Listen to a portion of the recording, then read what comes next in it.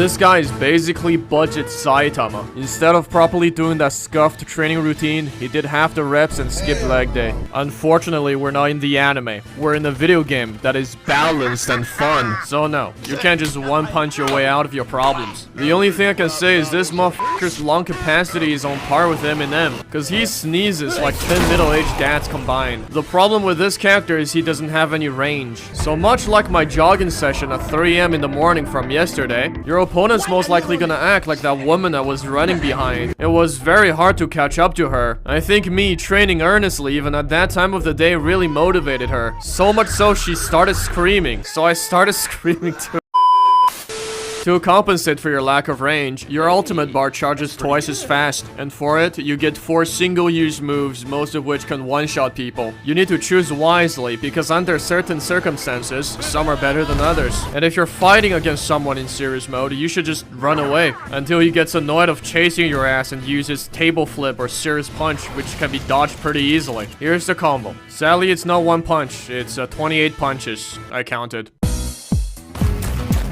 It's the budget Garo. Very stereotypical of a guy named Hunter. He will beat the living shit out of you. He's a gentleman who won't break your heart. He breaks your bones. All 128 of them. Much like the strongest hero, he doesn't have any ranged attacks or gap closer. So staying the f*** away usually counters them pretty hard. However, you must remember, you may like your personal space, but the Hero Hunter players like your personal space even more. So oftentimes, they will jump you, leaving you no time to run away, and give you loads of unconsensual fisting in matters of seconds. Here's how they do that. This is a sweaty ass combo, and you gotta make sure that they don't have the ragdoll cancel. To play as the Hunter, you will need a good computer, since in order to combo ragdoll people, you need high frame rates. That doesn't change the fact that this game is still very skill based, because after all, having money is a skill too. Also, I swear, some of these fuckers can read minds, bro. They're like those generic webtoon regressors, but instead of regressing in solo leveling clones, they get regressed in strongest battleground. Like, how the f can you time your counter right every single fucking time?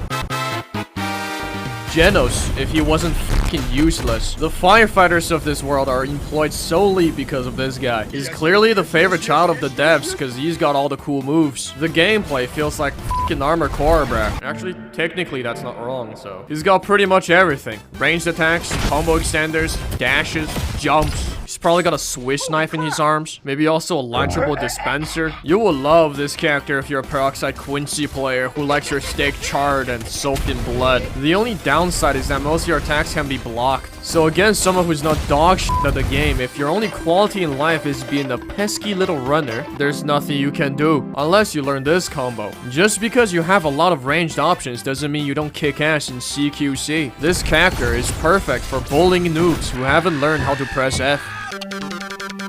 Speedo Spandex Sanic, the slippery little bastard who goes around kill stealing. His entire kit seems to be built for this. Motherfucker even has an execution bonus that allows you to GTFO after you kill steal. People hate this character, and that's why I like it. How else am I supposed to inflate my kills on the leaderboard and feel good about myself? By giving out to this combo, I will probably unleash a new swarm of vultures out in the wild. But who cares? I'm getting views. Basically, you run around, do your combo, f*** off, and try to not get hit in the balls.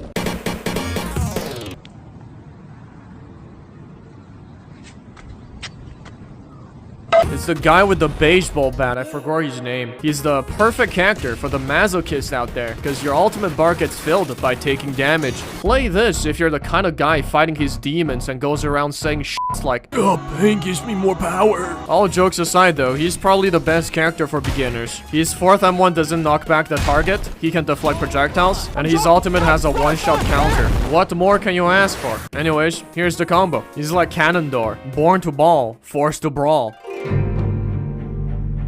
He's based off Atomic Samurai. Essentially, he's some random weeb who f***ed around and found out that with a sword that is sharp enough, you can slice an atom and make it nuclear fission. Oppenheimer and Heisenberg are crying right now. Anyways, he plays like Metal Gear Rising. Basically, Jetstream Sam if he had a Bankai. Here's the combo. Be the storm that is approaching. Set your heart ablaze.